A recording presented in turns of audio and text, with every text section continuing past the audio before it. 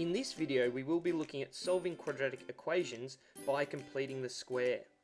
And to do this we'll look at some of the theory that is involved and some of the things that are important to remember when you are solving quadratic equations by completing the square. And then we'll move on to complete 4 examples. So previously you may have looked at solving quadratic equations by factorising and then using the null factor law to find the solutions. Another method is to complete the square first, and hopefully you can remember that method from a previous video.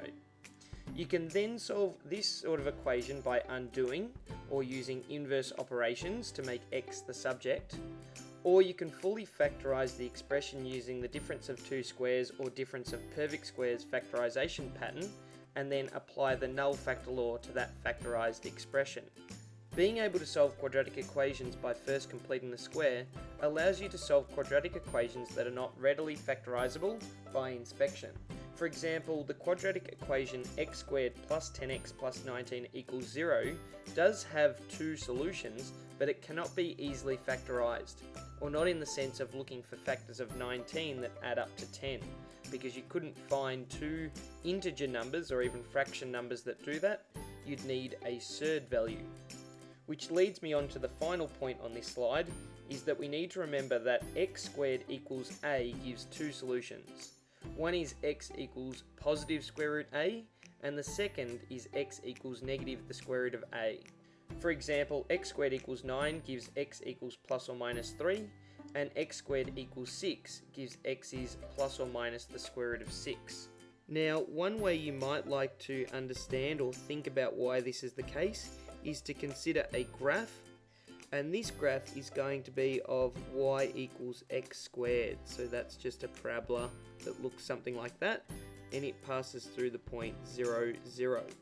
So if we consider our first equation here that was in the examples, that is x squared equals 9, we'd find when y equals 9, which is this point here, and you'd find two solutions here, one at negative 3 and one at positive 3, that would give solutions to x squared equals 9.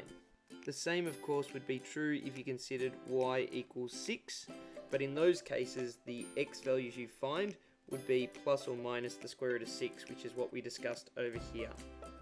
So for these examples we're asked to solve each of the following equations for x, and for a and b they've already been turned into turning point form, so we don't need to complete the square prior to solving these equations. So imagine that that step's been done already, and we're now going to look at how to solve these equations. So we spoke about on the previous slide there being two methods, and we're arbitrarily going to call them method 1 and method 2. So if we look at method 1, and method 1 is going to involve completing the square, which in this case is already done, followed by our undoing. So by undoing we just mean we're going to apply inverse operations to get x by itself. So we could start by adding 25 to both sides of that equation, and we'd end up with x minus 3 all squared is equal to positive 25. To undo the square that's currently happening to the x subtract 3, we can simply take the square root of both sides.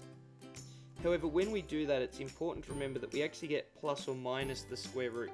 So therefore we find that x subtract 3 is equal to plus or minus the square root of 25.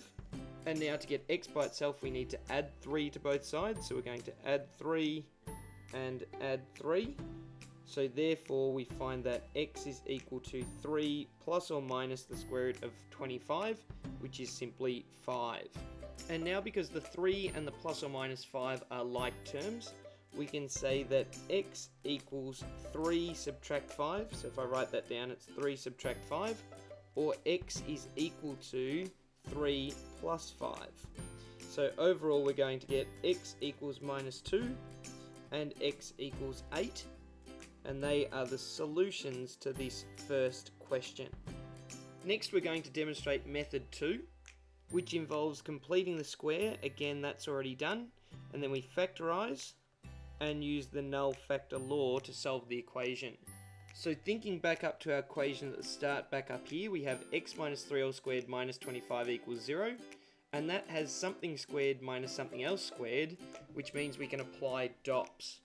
So therefore our equation could be written as x minus 3, and then we're going to have plus the square root of 25, which is 5, and then we're going to have x minus 3 minus the square root of 25, which is 5, and that's still going to equal 0. And then that could be simplified to x plus 2 times x minus 8 equals 0. And then the null factor law would say that x could equal negative 2 or x could equal positive 8. And they are the same solutions that we found using the first method. For part B, we have another quadratic equation which is already in turning point form, so we don't need to complete the square, but we're still going to show both methods. So for method 1, we're going to complete the square and undo, and again, the completing the square part is done. So undoing this equation, we're going to start by subtracting 54 from both sides of the equation, so we find that minus 3 times x plus 4 all squared is equal to negative 54. And then we can divide both sides by negative 3, and we find that x plus 4 all squared is equal to positive 18. And then to undo the square that is currently being applied to x plus 4, we take the square root of both sides, remembering that we need plus or minus to come into play here. So that leaves us with x plus 4 is equal to plus or minus the square root of 18. And then the last step to get x by itself is to minus 4 from both sides of this equation. So therefore we end up with x is equal to minus 4 plus or minus, and the square root of 18 is equal to 3 square root 2. So in this case, minus 4 and the surd 3 root 2 are not like terms, so we can't simplify it any further, so it's acceptable to leave your answer like that. Just as a side note, to see what we did with the square root of 18 just before, that's the same as the square root of 9 times the square root of 2, which equals 3 root 2, which is where our plus or minus 3 root 2 came from in the last step. If you really wanted to, you could turn this into x equals minus 4 minus 3 root 2, and x equals minus 4 plus 3 root 2. But again, what we boxed before is perfectly acceptable. So that is another equally valid way of writing out the solutions to this equation. Next, we're going to look at the second method.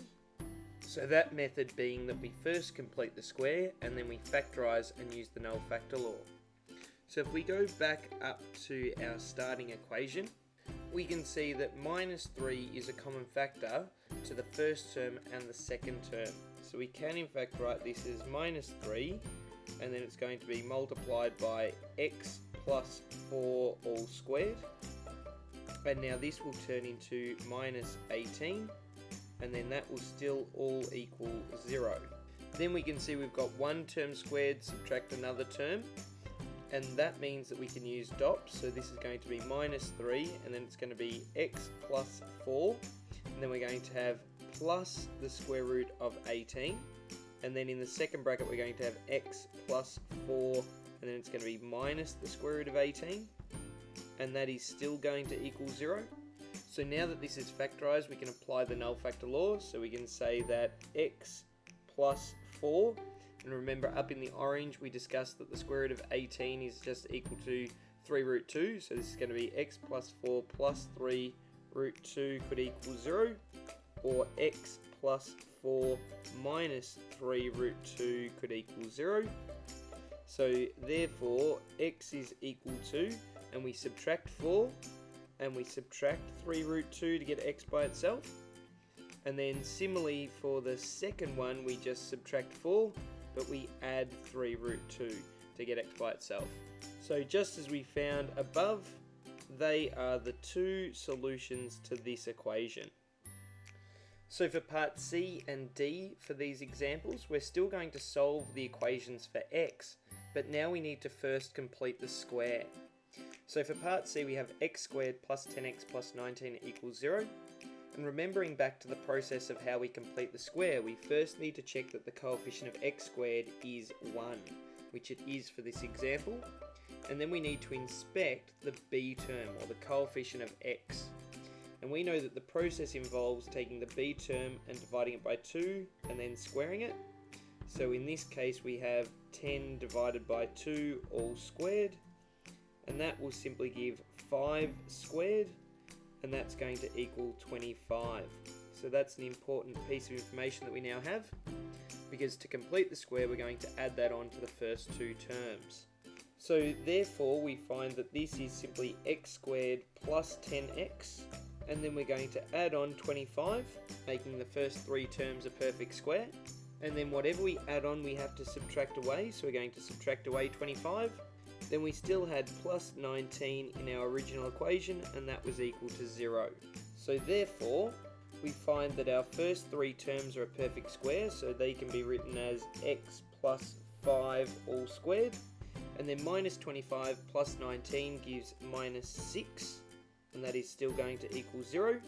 And now on this slide I'm just going to rely on method 1, which was undoing from this point. So next up we're simply going to add 6 to both sides of this equation, and that will give us x plus 5 all squared is equal to 6. And then to get rid of the square operation that's occurring to x plus 5, we take the square root of both sides, remembering that when we do that we get plus or minus the square root. So we get x plus 5 is equal to plus or minus the square root of 6. And then our last step to get x by itself is simply to subtract 5 from both sides of this equation. So we get x is equal to negative 5 plus or minus the square root of 6. And now as the 5 and the root 6 are not like terms, we leave them separate, so that's a suitable answer. If you really wanted to, you could separate them into x is equal to minus 5 minus the square root of 6, and then the second one, which is x is minus 5 plus the square root of 6. But that's not necessary to do. You can just leave it as the boxed answer.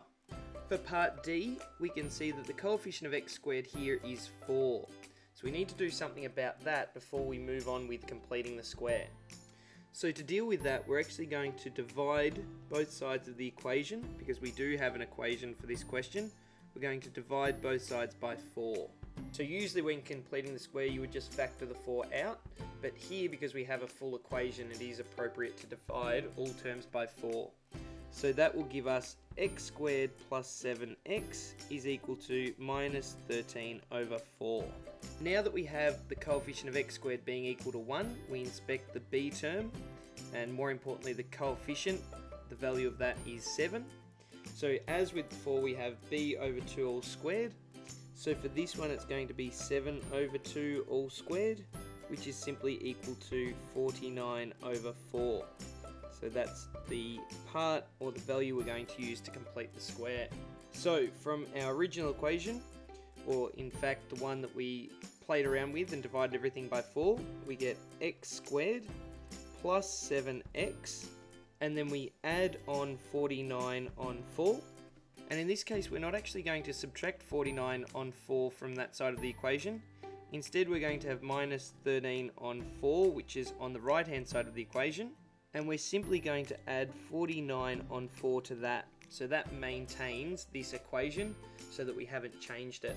So if we do have a little bit of a think about what these two values combine to give, we have minus 13 plus 49, which is equal to 36 over 4, which is simply equal to 9. Therefore, the three terms on this side are a perfect square, so we get x plus, and it's going to be 7 over 2 all squared, is equal to 9, which is what the right hand side simplified to. From here we're going to use the method of undoing to find what x is equal to. So we're up to the stage where we need to take the square root of both sides, remembering that we get plus or minus the square root, in this case of 9. So we get x plus 7 divided by 2 is equal to plus or minus the square root of 9, which is simply 3. And next we can subtract 7 on 2 from both sides of the equation to get x by itself. So we find that x is equal to minus 7 on 2 plus or minus, and 3 can be written as 6 over 2, so we have a common denominator. And splitting that up, because they are like terms, we get two possible solutions. One is that x is equal to minus 7 on 2 minus 6 on 2, and one is that x is equal to minus 7 on 2 plus 6 on 2, and then those two give the solutions x equals minus 13 on 2 or x equals negative 1 over 2. So sorry that got a bit squishy at the end of this slide, but they are the two solutions for part D. So after this video you should be able to solve quadratic equations by completing the square first and then using inverse operations or by undoing the equation, and that's probably the more efficient way of solving them. Or you could solve the quadratic equation by completing the square and then factorising and using the null factor law. After the video you should also understand why x squared equals a gives two solutions, one of which is positive square root of a and the other is negative square root of a, and we discussed the graphical reason for why that's the case. And you should understand that completing the square is necessary when you may not be able to readily factorise a quadratic trinomial by inspection.